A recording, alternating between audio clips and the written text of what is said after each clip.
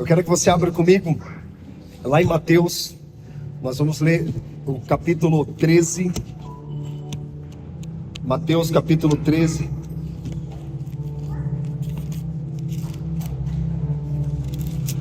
Vamos acompanhar um texto muito conhecido por todos nós. Eu creio que o Espírito Santo vai falar muito forte no seu coração nessa noite. Amém? Deixa aberto aí em Mateus capítulo 13, verso 1. Todos acharam? Amém? Diz assim: naquele mesmo dia, Jesus saiu de casa e assentou-se à beira-mar.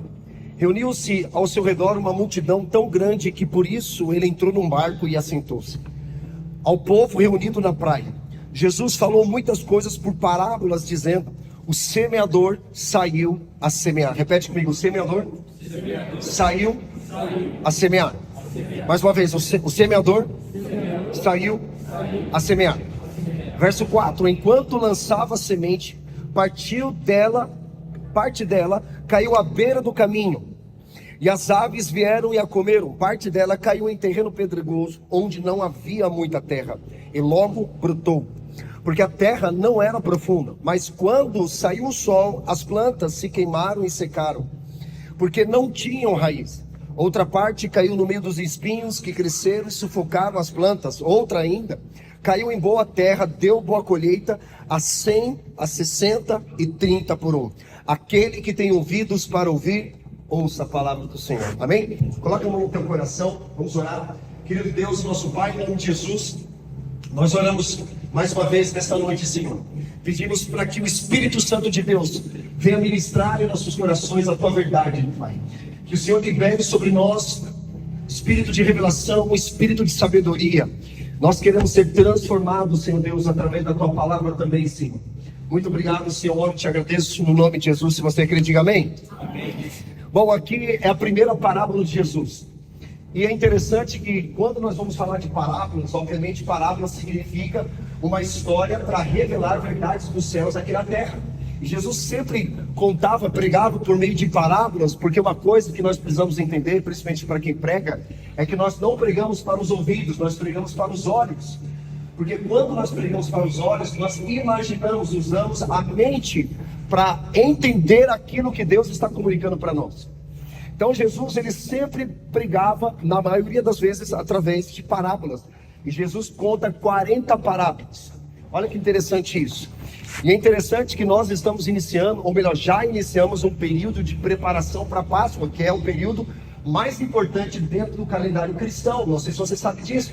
Talvez para você é o Natal, onde nós nos reunimos ali para trocar presentes, mas não é. O nosso melhor momento para manifestarmos a glória de Deus é através da Páscoa, que nós iremos celebrar daqui a alguns dias. Amém? Você está aqui, gente? Então é a Páscoa. Então Jesus, ele está preparando o povo, tanto é que no livro de Lucas fala que ele teve uma entrada triunfal e ele começou ali naquela entrada triunfal em Jerusalém a começar a contar as parábolas. E as parábolas, elas vão revelar verdades de Deus, verdades do reino dos céus aqui para nós na terra. Então ele começa essa primeira parábola, que é a parábola do semeador. E se você não entender a parábola do semeador, você não entenderá nenhuma outra parábola. Por isso que Jesus começa com a parábola do semeador. E ele vai dizer isso: se você não entender essa, você não vai entender nenhuma outra. Então, aqui no primeiro versículo, capítulo 13, ele fala assim: naquele mesmo dia, Jesus saiu de casa e assentou-se à beira-mar. Reuniu-se ao seu redor uma multidão tão grande que por isso ele entrou no barco e assentou-se. Ao povo reunido na praia, Jesus falou por muitas coisas por parábolas, dizendo: o semeador saiu a semear. Uma coisa interessante que quando nós falamos de sementes, obviamente nós precisamos de alguém para lançar essas sementes. Antes de nós termos o fruto, nós precisamos ter sementes. O problema nosso é que nós queremos o fruto sem se atentar ao poder que a semente tem para proporcionar para a nossa vida.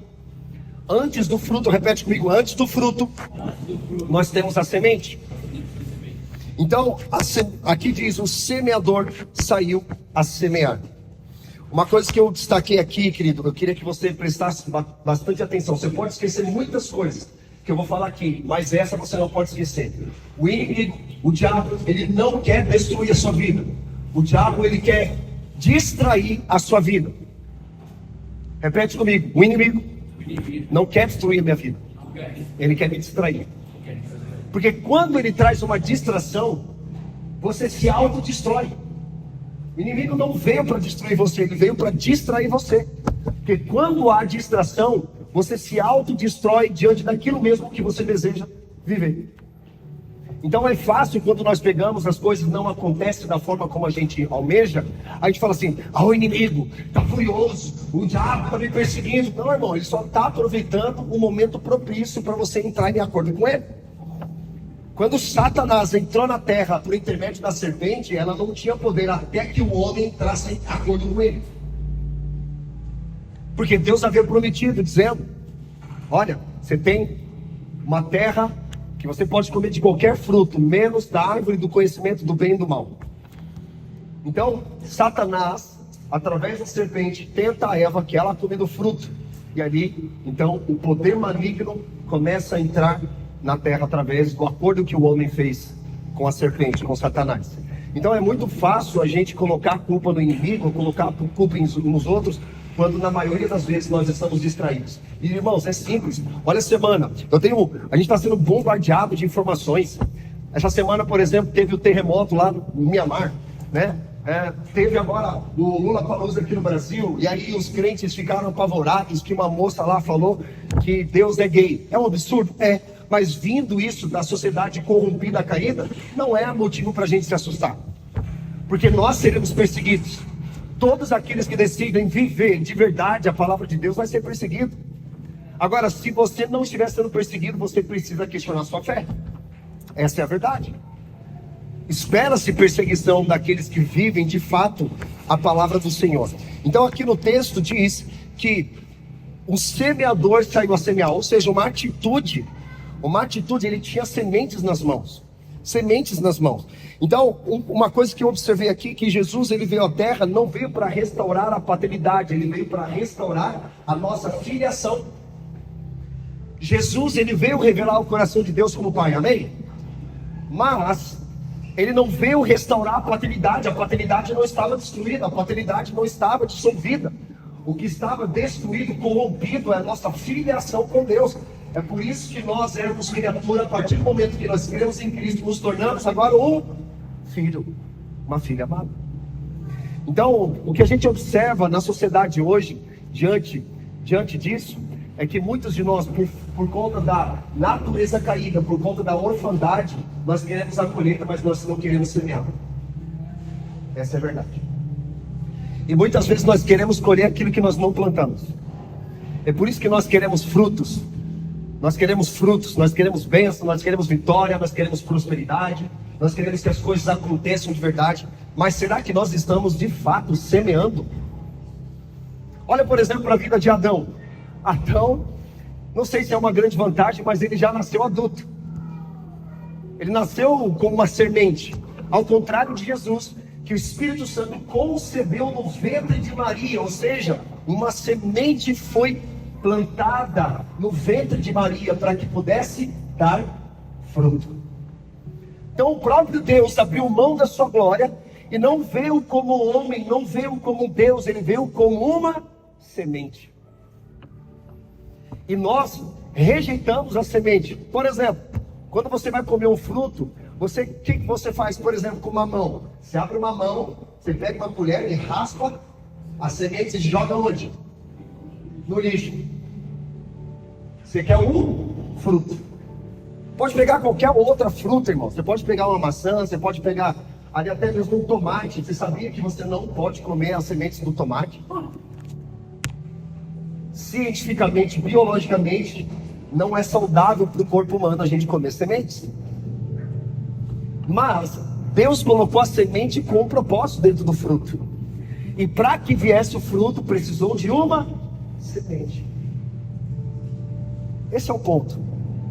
Percebe que por conta da natureza caída, nós rejeitamos aquilo que Deus colocou para nós vivermos, plantarmos, semearmos, multiplicarmos para depois colher. Esse é o problema nosso. Então a gente vai olhando o contexto todo da sociedade, o que está acontecendo, né? Eu fico muito antenado, irmão. Eu acompanho todas essas notícias, vejo o que está acontecendo. E o resultado é sempre aquele mesmo. O problema não é paternidade, o problema é filiação. Porque quando nós nos comportamos como filhos de Deus, obviamente nós seremos semeadores e não consumidores. Deus não criou você para comer sementes, Deus criou você para semear sementes. A partir daqui, essa noite, quando você tiver um fruto na tua casa, não joga sementes fora. Porque olha que interessante. Alguém gosta de milho aqui? Irmãos, a gente ama milho. Não sei se meu irmão gosta tanto quanto eu. Mas lá em casa lá tem uns milheiros. Tem uma turma lá que todo mundo gosta de milho, irmão. Tanto é que na sexta-feira vai uma barraquinha de milho lá no condomínio. Assim, eles passam e falam: pai, eu quero curau, pai, eu quero o milho verde, pai, eu quero aquele milho com manteiguinha, com um salzinho ali. Pessoal, a gente gosta de comer milho. Mas já parou para pensar que para dar uma espiga de milho foi necessário apenas uma semente de milho? E aqui você percebe que o fruto, ele pode ter muitas sementes, mas quando você tem uma semente, pode gerar muitos frutos. Então você percebe que a nossa natureza caída, o fato da gente não se posicionar como filhos, a gente acaba comendo as sementes que Deus deu para nós plantarmos. E você pode aplicar isso para as finanças, você pode aplicar isso para a área da sua família, para qualquer área da sua vida. Sementes foram criadas para serem semeadas. Repete comigo: sementes foram criadas para serem semeadas. E quando você come uma semente, alguém já experimentou comer uma semente, por exemplo, de um limão? É amargo, não é? Qualquer semente que você pegar, a não ser semente de caju, né? Algumas sementes, mas você pega a semente de fruto, tem um gosto amargo. Porque o nosso corpo, o nosso cérebro, ele vai dizer: isso não é para você comer. Amém? Então o nosso próprio organismo já avisa para nós que semente não é para ser comida, semente é para ser semeada. Então, outra coisa que eu observei nisso tudo é que no texto fala: o semeador saiu a semear, e vai falar dos solos, né? Então, se ele saiu a semear, obviamente ele estava com as mãos abertas, lançando as sementes. Alguém consegue colher com a mão fechada? Quando você vai no hortifruti, quando você vai no supermercado comprar um mantimento para a tua casa, você consegue pegar algum mantimento, algum objeto, algum produto com a mão fechada? Alguém já conseguiu fazer isso? Não tem como. Então nós semeamos com as mãos abertas, devemos colher com as mãos abertas também. Já viu a expressão mesquinho, gente pão dura, mão fechada? É porque ela não semeia. E por ela não semear, ela não consegue colher. Olha que interessante isso. Por isso que a Bíblia fala que melhor é dar do que receber. Quem muito dá, muito recebe. Porque quanto mais ele dá, mais ele recebe. Jesus nos ensina isso. Talvez pode passar pela tua cabeça: ela está pregando prosperidade. A prosperidade bíblica é diferente da teologia da prosperidade, irmão. A teologia da prosperidade vai usar a palavra de Deus, vai usar Deus para obter riquezas. Agora a prosperidade do reino vai usar as riquezas para servir pessoas. Esse é o ponto do Evangelho. O Evangelho, ele ressignifica a forma, a maneira como nós lidamos com as coisas criadas que Deus nos confiou. E quando nós entendemos que nós somos semeadores, nós não usamos pessoas para obter as coisas, nós usamos as coisas para servir pessoas. Esse é o princípio da semeadura. Jesus traz para nós, versículo 4, vai lá comigo. Enquanto ele falava, uma parte caiu à beira do caminho, e as aves vieram e a comeram. Interessante dessa parábola que o próprio Jesus, ele traz a revelação, e a gente não precisa ficar criando muitas coisas. Vai lá comigo no versículo 18 e 19. O próprio Jesus, ele dá um entendimento para os discípulos, porque eles perguntaram: mestre, o que quer dizer com essa parábola? Ele responde: portanto, ouçam o que significa a parábola do semeador. Quando alguém ouve a mensagem do reino e não a entende, o maligno vem e arranca o que foi semeado no seu coração. Este é o caso da semente que caiu à beira do caminho. A semente foi semeada, sim ou não? Mas por conta da distração, a semente foi roubada. mas ele não deixou de semear. Então a questão aqui não é o semeador, propriamente dito, é aquele que está recebendo a semente. Tanto é que provavelmente você aprendeu em escola bíblica, né, sobre os 4 solos. Você é o solo que ficou no caminho, o solo pedregoso, o solo entre os espinhos ou a terra fértil. Aqui é só terra fértil. Nós queremos ter terra fértil. E é exatamente o tipo de solo que Deus espera que eu e você tenhamos. E quando ele fala solo, ele está falando do quê? Do coração e a capacidade de entender o que ele está comunicando. Por isso que Paulo vai dizer que a renovação, a transformação de onde? Da renovação da nossa mente, para experimentar a boa, agradável e perfeita vontade do Senhor. Porque a revelação, ela não vem pelos olhos, não vem pelos ouvidos, e muito menos no coração. A revelação vem através da mente de Cristo. Quem está entendendo isso? Vocês estão aqui, gente? Então o próprio Jesus, ele traz a resposta para esse primeiro ponto aqui. O que foi semeado foi arrancado. E ele fala claramente aqui esse ponto. E quando a gente vai ensinar sobre renovação da mente, é que quando você tem a mente confusa, isso representa que um pássaro, ele fez não apenas comeu ali na semente que foi semeada, mas ele fez um ninho na tua cabeça. Pessoas que se movem, pessoas que têm muita preocupação, muita ansiedade, e a mente muito confusa, significa que o inimigo, ele está fazendo um ninho na tua cabeça. E a mente fica confusa. E quando falamos de ansiedade, os psicólogos chamam de excesso de futuro, não é isso? Não é isso? Ansiedade e excesso de futuro. Por que ela está com excesso de futuro? Porque ela não tem noção da eternidade de Deus. Porque futuro é diferente de eternidade. Futuro é o que está para acontecer. E Deus já tem um plano para nós. Deus já mostrou o final, irmão, do que vai acontecer. Quando nós estudamos escatologia, tem um pastor querido evangelista chamado Billy Graham, ele fala o seguinte: eu li o último capítulo da Bíblia, mas fica em paz, vai terminar tudo bem. Então ele já deu o spoiler do que está para acontecer. E muitas vezes nós nos preocupamos com algo que não vai acontecer, porque a preocupação é isso. Ela é um sofrimento na mente que nós temos, e muitas vezes a gente se preocupa com algo que nem vai acontecer. E aí faz um ninho na cabeça. E a semente que o semeador semeou foi roubada, porque houve distração. Por isso que eu comecei dizendo: não é o inimigo que vai destruir a sua vida, mas é a distração que ele vai lançar sobre a sua vida, que vai levar você a uma autodestruição de si mesmo. Então por isso que a gente precisa ficar atento, irmão. A Erika, esses dias, a gente estava conversando sobre autismo. Nós temos o Joaquim, que é autista, e a Liz tem algumas características de autismo. E aí ela falou assim: amor, vai fazer um check-up, vai fazer uma vistoria, para ver se você tem algum sinal, porque tem algumas características aí. Aí ela falou assim: mas você faz todo dia de manhã a mesma coisa.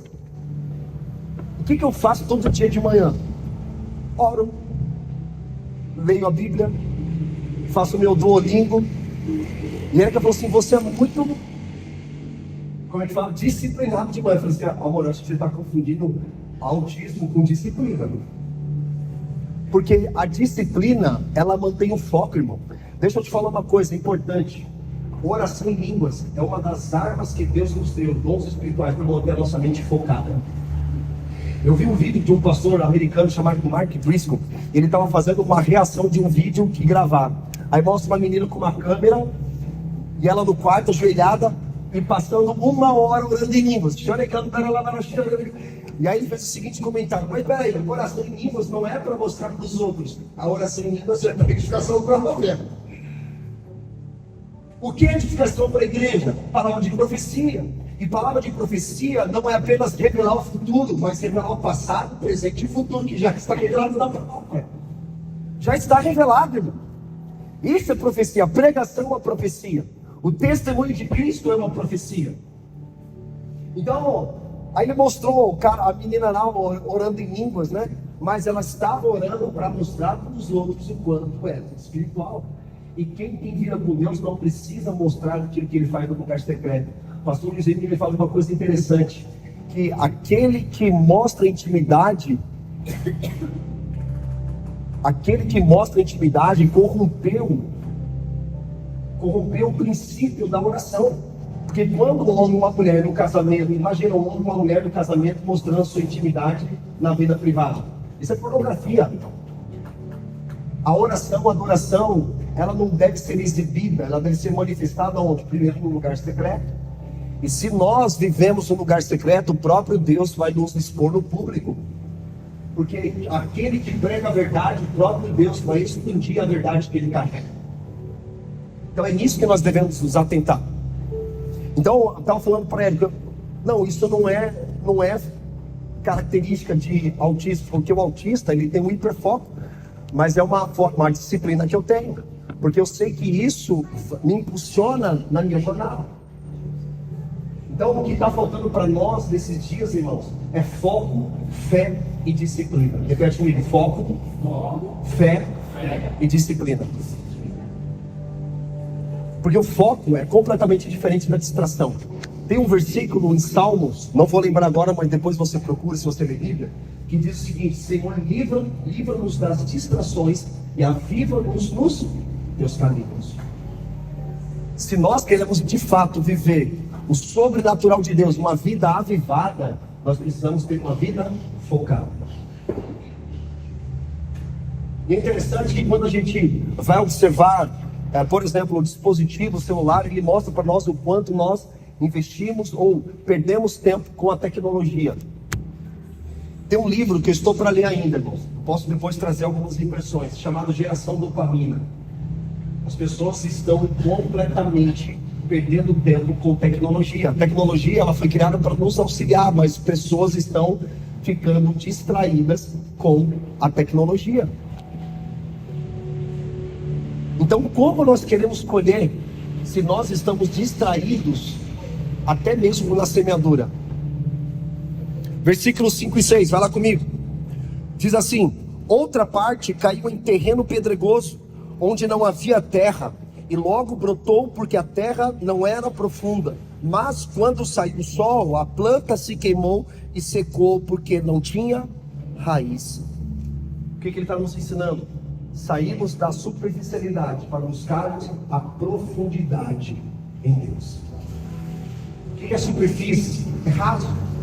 Não sei se alguém aqui, além de mim, tem alguém aqui que gosta de planta. 1, 2, 3, 4.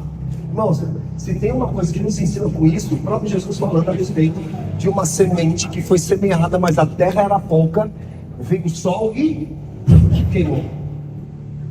E é interessante que quando você vai plantar uma semente, você não pode fundar a semente lá na terra, lá no fundo. Você precisa colocar uma camada de terra em cima da semente, jogar água, que a própria semente, toda a fotossíntese, o ecossistema vai se encarregar de levar aquela semente a brotar e as raízes vão crescendo para baixo. E se você não tiver o trabalho de podar, o que vai acontecer? O sol vai queimar. Se você não regar, se você não cuidar, se você não podar, aquela semente ela vai estar vulnerável ao sol e vai acabar queimando. Então Jesus ele está dizendo aqui de um povo, um tipo de gente que vive em uma superficialidade da vida. A gente vai servir a igreja, a gente é meia boca. A gente vai servir em casa, a gente é meia boca. A gente vai no trabalho, a gente é meia boca. Faz tudo pela metade, tudo meia boca e não faz com excelência. E quando nós não fazemos com excelência aquilo que Deus nos confiou, isso é superficialidade. E a gente sempre tem falado isso, que nesses últimos dias duas coisas vão acontecer. A multiplicação da iniquidade vai esfriar o amor de muitos, mas por outro lado também haverá uma vida rasa e superficial. E também haverá uma vida profunda e fervorosa na palavra. Porque o contrário da superficialidade, obviamente, é a profundidade. Por exemplo, eu acredito que ninguém aqui já tem essa experiência de mergulho. Alguém já mergulhou em mar aqui? Eu nunca mergulhei. Mas se você vai conversar com um mergulhador, principalmente aquelas pessoas que vão em busca de pérolas, elas precisam ir no mais profundo do oceano para pegar as pérolas, porque as pérolas só dão no fundo do oceano. E eles vão lá no fundo do oceano, as pérolas elas são raras, mas elas existem. Mas para encontrá-las, ele precisa sair da superfície e mergulhar. Então Jesus está falando de um tipo de gente que ama viver na superficialidade da vida. A vida vai passando, ela não estuda, ela não trabalha, ela não se dedica, ela não busca capacitação, ela não busca se envolver numa profundidade. Porque a gente sempre fala, um culto de domingo não é suficiente para alimentar a tua vida cristã. Não adianta, irmão. Eu fui no culto domingo, ouvi uma palavra abençoada. Vai te sustentar pelo menos uns 2, 3 dias. Mas depois, aquela semente vai começar a ficar na superficialidade. Aí vai vir as situações do dia e vai queimar aquela semente que foi semeada. A semente foi semeada, sim ou não? Sim, mas ela acabou queimando. E Jesus dá a resposta, vai lá comigo no versículo 20, 21. Olha o que ele diz. Quanto à semente que caiu em terreno pedregoso, esse é o caso daquele que ouve a palavra e logo a recebe com alegria. Contudo, visto que não tem raiz em si mesmo, permanece pouco tempo. Quando surge alguma tribulação ou perseguição por causa da palavra, logo a abandona. São pessoas que vivem de momentos. Ela vem num culto, entrega o dízimo, louva a Deus, ouve uma palavra, ela sai daqui cheia de energia, mas vai encarar a segundona, toda aquela energia foi-se embora. E uma coisa interessante dentro de um sacerdote do Antigo Testamento, quando a gente lê aquele texto que o fogo continuará aceso diante do altar, quem já leu esse versículo? E o fogo continuará queimando continuamente diante do altar. Sabe qual era a resposta do sacerdote? Ele precisava acordar cedo no dia, e ele pegava as cinzas da madeira que queimou no dia anterior, e tinha a responsabilidade de substituir por uma lenha nova. É por isso que o fogo continuava queimando diante do altar, porque essa era a função do sacerdote. Agora, se nós nos reunimos no domingo e não respondemos na segunda-feira o que Deus liberou para nós, nós somos crentes domingueiros, irmão. Somos crentes como o Keith Green, ele fala uma vez numa pregação dele. Nós acabamos nos comportando como aquelas pessoas que vão visitar um preso no presídio no domingo. O dia de visita de um preso no domingo, é no domingo. Sabe quanto tempo e tem de duração de visita? 2 horas. E aí, se nós continuarmos a viver na superficialidade, nós vamos chegar no culto e falar assim: e aí, Jesus, tá tudo bem aí? Estão te tratando bem? Tá precisando de alguma coisa? Acabou meu tempo aqui, 2 horas, não se preocupa não, que no próximo domingo eu volto de novo para saber como é que você tá. Esse é um grande problema. Isso é superficialidade.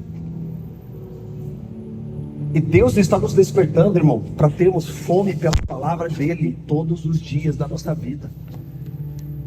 Não é todo dia que a gente acorda e fala: nossa, que vontade de ler Bíblia, nossa, que vontade de orar.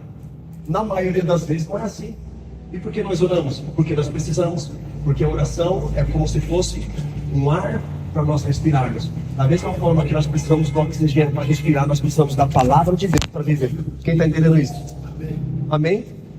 Então, se de fato nós queremos viver a profundidade, sair da superficialidade, Jesus está dizendo o seguinte: olha só o que ele vai falar no texto. Olha o que ele diz lá no versículo que nós acabamos de ler aqui, 20 e 21. É aquele que ouve a palavra e logo recebe com alegria. Ele fica animado, ele fica enérgico. Mas ele diz: contudo, visto que não tem raiz em si mesmo, permanece pouco tempo. Então, qual é a problemática aqui? A problemática aqui não é nem estar sendo semeado no terreno pedregoso, mas é por não ter raiz. E o fato curioso é que raiz ela não cresce para cima, raiz ela cresce para baixo. E quando fala para baixo é terra, lugar escuro, lugar úmido, árido. E a gente quer crescer para cima, a gente quer ser conhecido por alguém que faz uma coisa relevante. A gente quer ser reconhecido. E não tem mal nenhum nisso, desde que seja redimido esse sentimento. Mas a gente percebe aqui que para se tornar uma árvore frutífera, é necessário nós fundamentarmos as nossas raízes. Salmos 1, não precisa abrir. salmista, ele começa o salmo falando: não se assente na roda dos escarnecedores, antes tenha prazer na lei do Senhor e medite nela dia e noite. O que ele está querendo dizer? Para nós nos alimentarmos da palavra, para sairmos da superficialidade, buscarmos a profundidade, mas para isso nós precisamos orar e meditar na palavra dia e noite. Ele diz: será semelhante a uma árvore plantada junto a ribeiros de água, a qual dá o seu fruto na estação própria e cujas folhas não caem. Tudo o que fizer prosperará. E ele vai dizer: mas as folhas, aquele ramo, né? Não é ramo que ele fala, ele tem uma outra palavra. Ai meu Deus. Vamos lá no Salmos 1. Vai lá comigo, rapidinho. Olha o que ele vai dizer. Ele faz um comparativo